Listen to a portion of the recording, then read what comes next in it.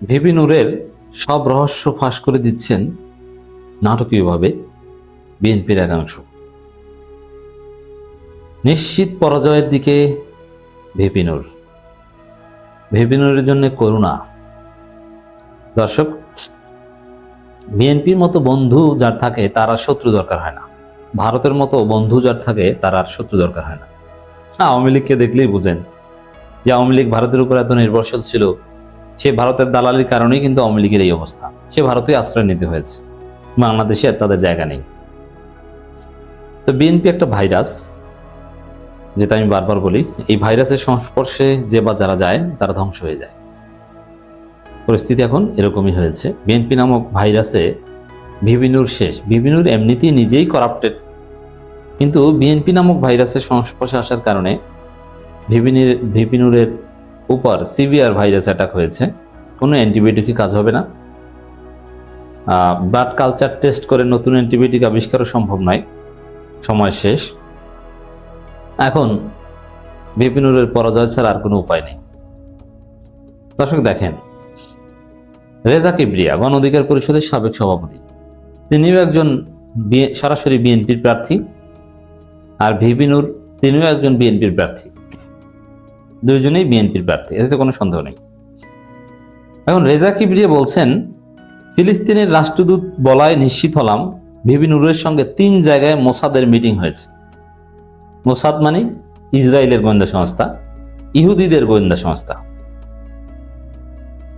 তাহলে বিএনপির MP candidate এবং ভবিষ্যৎ কাল্পনিক অর্থমন্ত্রী, যদি বিএনপি ক্ষমতায় আসে তাহলে যাকে অর্থমন্ত্রী করা হবে রেজা কিবরিয়া, সেই বিএনপির প্রার্থী বলছেন যে বিএনপির আরেক প্রার্থী ভিপি নূরের সাথে 3 বার মোসাদের ইসরায়েলের মিটিং হয়েছে।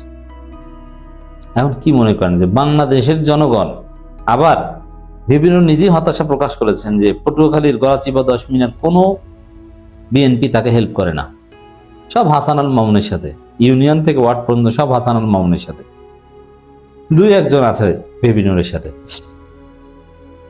ভিপি নূর আক্ষেপ করে বলেছেন যে জোটগতভাবে নির্বাচন করতে এলাকায় এভাবে ঝক্কি ঝামেলায় পড়তে হবে জানলে গ্রামে নির্বাচন করতে আসতাম না, ঢাকায় করতাম। মজা না? ভিপি নূর বুঝতে পারছেন যে বিএনপিকে তাকে পরাজয়ের বাঁশ দিয়ে হাতে হারিকেন ঢুকিয়ে দিবে, মানে বাঁশ ঢুকিয়ে হাতে হারিকেন দিয়ে দিবে। ওখানে জিতবে জামাত জোটের প্রার্থী, সেকেন্ড হবে হাসান আল মামুন। ভিপি নূর থার্ড হতে পারে কিনা সন্দেহ আছে, আপনারা লিখে রাখেন। পচে গলে ছেলেটা নষ্ট হয়ে গেছে। এমনিতেই নিজে বিকাশের টাকা মেরে খেয়েছেন, আর বিকাশের টাকা মেরে খেলে এগুলো কিছু কিছু মানুষ ক্ষমা করতে পারে, কারণ ভিপি নূর যে অবদান, তার যে সাহসিকতা, তার যে ত্যাগ, তার যে মায়ের খাওয়া, এই কারণে আমরা বিকাশের টাকা মেরে খাওয়াটা ক্ষমা করে দিলাম। কিন্তু প্রমাণিত ইহুদিদের দালাল বাংলাদেশের মাটিতে নির্বাচিত হতে পারে না। বাংলাদেশের জনগণ ইসরায়েলের কিংবা কোনো ইহুদিদের দালালকে ভোট দিতে পারে না। বিএনপির আসলাম চৌধুরী মোসাদের সাথে মিটিং করেছেন, এটা এখন পর্যন্ত প্রমাণিত না, যদিও ঘটনা সত্য। সজীব ওয়াজেদ জয় মিটিং করেছেন ইহুদিদের সাথে, ইসরায়েলের সাথে, প্রমাণিত না, কিন্তু ঘটনা সত্য। কিন্তু ভিপি নূর ইসরায়েলের সাথে মিটিং করেছেন, মোসাদের সাথে মিটিং করেছেন, এটা প্রমাণিত সত্য। এবং নির্বাচনের আগে এখন রেজা কিবরিয়া এটা কেন সামনে আনলেন? এর মানে এটা একটা বার্তা যে মানুষ, ইহুদিদের কোনো দালালকে তোমরা ভোট দিবে না।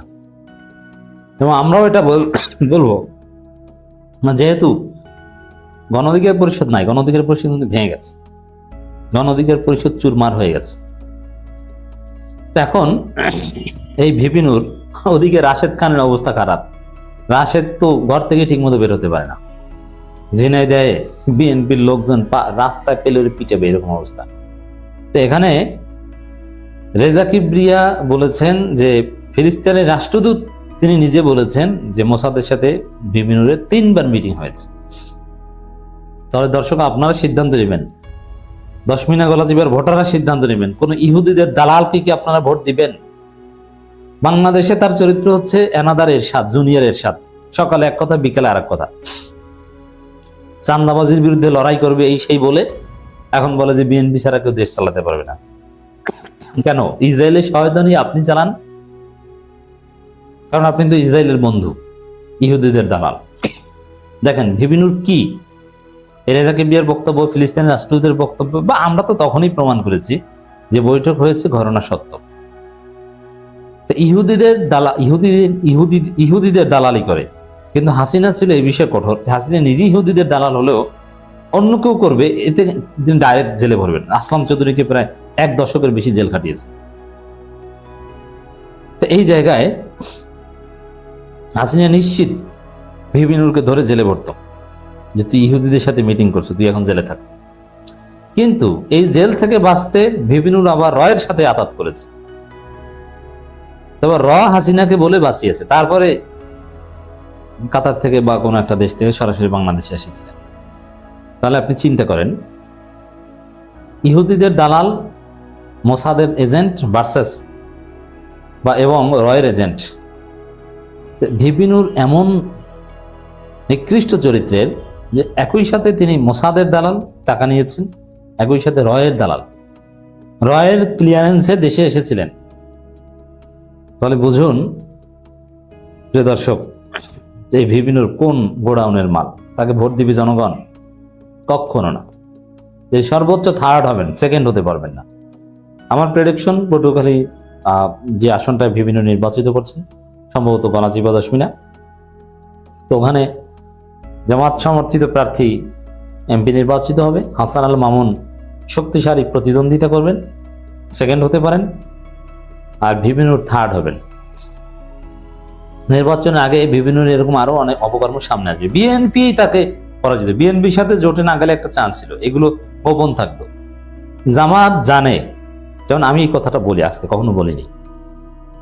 ভিবিনুর সেই দুবাইতে সাফাদির সাথে যে মিটিং করেছিল, তখন আওয়ামী লীগ বিরোধী কেউ সেই মিটিং এর কথা স্বীকার করেনি। কিন্তু আমি বলেছিলাম বাংলাদেশে প্রথম না মিটিং করেছে, এটাই সত্য। আওয়ামী লীগের লোকজন বলতো যে মিটিং করেছে মোসাদের সাথে, কিন্তু যেহেতু আওয়ামী লীগ বিরোধী ছিল ভিবিনুর, কিন্তু আমি বলেছি যে হ্যাঁ মিটিং করেছে, এটা সত্য। এখন আমি এটা কিভাবে জেনেছি জানেন? জামাত ইসলামের যে ডিপ্লোম্যাটিক সোর্স, সেখান থেকে আমি জেনেছি সাথে সাথে, এবং ছবি পেয়েছি যে হ্যাঁ ভিবিনুর মিটিং করেছে, এটা সত্য। নইলে আওয়ামী লীগের কথা জনগণ বিশ্বাস করত না। আমি বলেছিলাম এটা, আবার আওয়ামী লীগের বিভিন্ন পেজে প্রচার করেছিল, আওয়ামী লীগের অফিসিয়াল বিভিন্ন গ্রুপেও এটা নিয়ে আলোচনা হয়েছে। আর আমি জেনেছিলাম কেউ, জামাত ইসলামের ডিপ্লোম্যাটিক সোর্স থেকে জেনেছিলাম। আজকে স্বীকার করলো। জামাত জেনেও কিন্তু জামাত এটা গোপন রাখতো। তো জামাত জোটে গেলে এগুলো তওবা হিসাবে, তওবা করলে হয়তো মাফ করে দিত। কিন্তু বিএনপি, আরেক প্রার্থী তো ইহুদিদের দালালি বিষয়টা এখন সামনে আনলো। এখন আমরা, আচ্ছা এই মুহূর্তে আমি কি আলোচনা করতাম যে ইহুদিদের দালাল ভিবিনুরকে ভোট দেওয়া জায়েজ নাই? এই কথা আমি বলতাম। কেন এই কথা বলছি? রেজা কিবরিয়া বলেছেন বলে বলছি। তাই রেজা কিবরিয়া কে ধানের শীষের প্রার্থী।